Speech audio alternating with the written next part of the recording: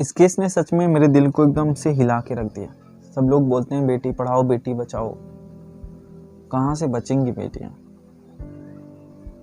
अगर कोई पढ़ने के लिए भेजे जहाँ सुविधा नहीं है, जहाँ स्कूल नहीं है, जहाँ कॉलेज नहीं है, कि बाहर कहीं भेज दें बेटी मेरी पढ़ लिख के कुछ कर ले, तो ऐसी ऐसी घटनाएं हो जाती हैं कि लोग फिर उसके बाद क्या बोलेंगे कि कभी भी बेटियों को बाहर मत भेजो, पढ़ने के लिए बाहर मत भेजो, नहीं तो ऐसा हो जाएगा।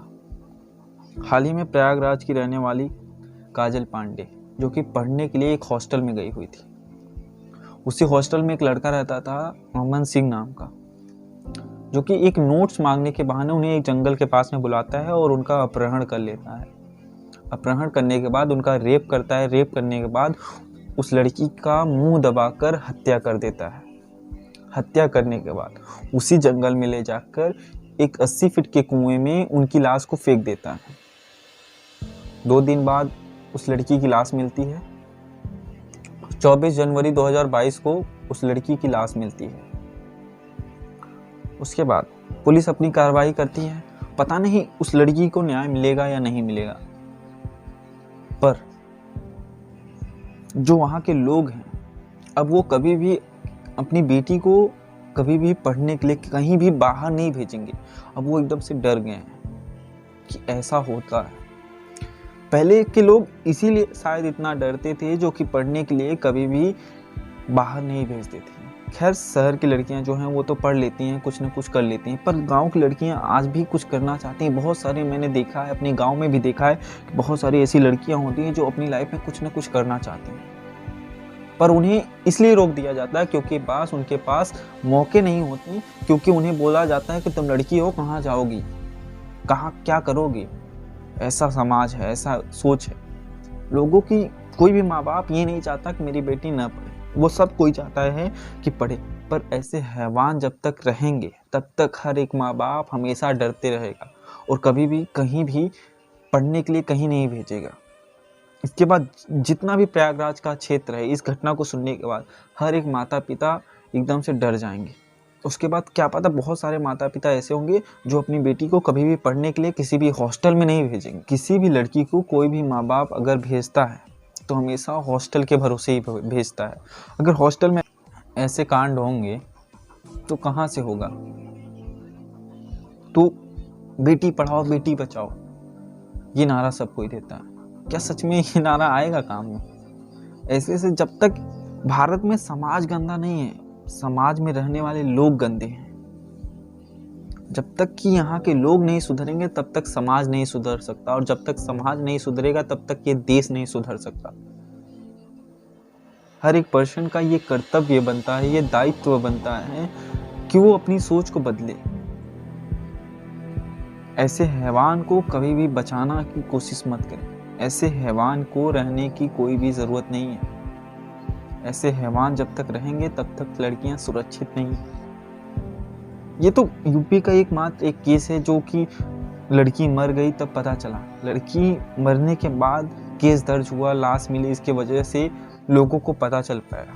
यूपी में तो लाखों केस ऐसे होते हैं जो कि दर्ज ही नहीं होते, पुलिस स्टेशन तक तो जाते ही नहीं, क्योंकि वो लोग अपनी इज्जत को बचाने के चक्कर में केस नहीं लिखाते, या तो कोई लड़की के साथ कुछ ऐसा हरासमेंट किया जाता है तो अपने माँ बाप को ही नहीं बताते। कहीं बताएंगे तो माँ बाप मुझे ही गलत समझने लगेंगे, मुझे ही बैठा लेंगे, मुझे ही बोलेंगे जाने दो बेटी तुम मत पढ़ो, तुम चली जाओ। अगर इस समाज को बदलना है तो यहाँ के लोगों को बदलना सबसे ज़्यादा ज़रूरी है, और किसी एक पर्सन के बदलने से कुछ नहीं होगा। इस समाज के हर एक इंसान को बदलना ज़रूरी है, और ऐसे हैवानों को छोड़ना नहीं चाहिए। तभी दूसरे जो होंगे ऐसा करने की सोचेंगे ना तो उनके अंदर एक डर बैठ जाएगा। सऊदी अरेबिया में जैसे कानून है कि कोई भी रेप करता है तो उसे मार दिया जाता है, तुरंत फांसी दिया जाता है, यहाँ भी अगर वही कानून हो तो मेरे ख्याल से 90% केसेस तो अपने आप कम हो जाए। उसके बाद कोई भी व्यक्ति ऐसी करने की कोशिश भी नहीं करेगा। तो ये बहुत ज़्यादा ज़रूरी है। मेरी सबसे गुजारिश है कि इस वीडियो को ज़्यादा से ज़्यादा शेयर करिए। इस एक छोटे से शुरुआत को एक बहुत बड़ा चीज़ बनाने की कोशिश करिए, क्योंकि जनता ही भगवान है। क्योंकि ये सरकार अपने से नहीं चलती, इस लोगों से चलती है। लोगों का पावर बहुत ही ज़्यादा होता है। जब तक कि लोग एक साथ नहीं होंगे तब तक कुछ नहीं होगा।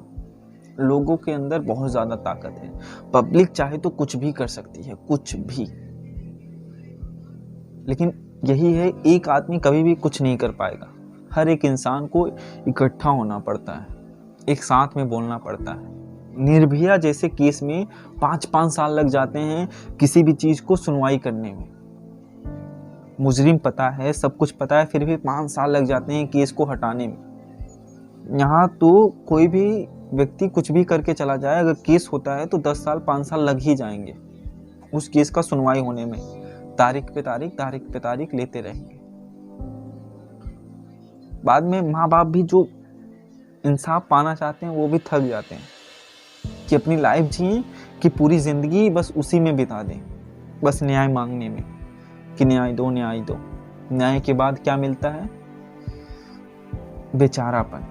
बेचारे के साथ बहुत बुरा हुआ, ऐसा हुआ था उसकी बच्ची के साथ में। समाज ऐसा ऐसा बोलेगा, करेगा कोई कुछ नहीं, बस उनको 2 दिन 4 दिन तक बेचारा बेचारा बोलेगा, फिर अपने काम में सब मस्त हो जाएंगे। पर जिसके साथ हुआ है, जो गया है, उसका तो दर्द बहुत बड़ा होता है। वो कभी भी इस पीढ़ी को सहन नहीं कर पाता। बस यही गुजारिश है समाज से कि कभी भी अगर ऐसा कोई केस हो, अगर तुम किसी का कुछ कर ना सको तो उसको कभी भी कुछ बुरा भी मत बोलना कि ऐसा है बेचारा, या ज्यादा उसको एकदम सिंपैथी देने की जरूरत नहीं है कि ऐसा ऐसा है बेचारे बेचारे बेचारा करके, ऐसा मत करना। Thank you so much for this video.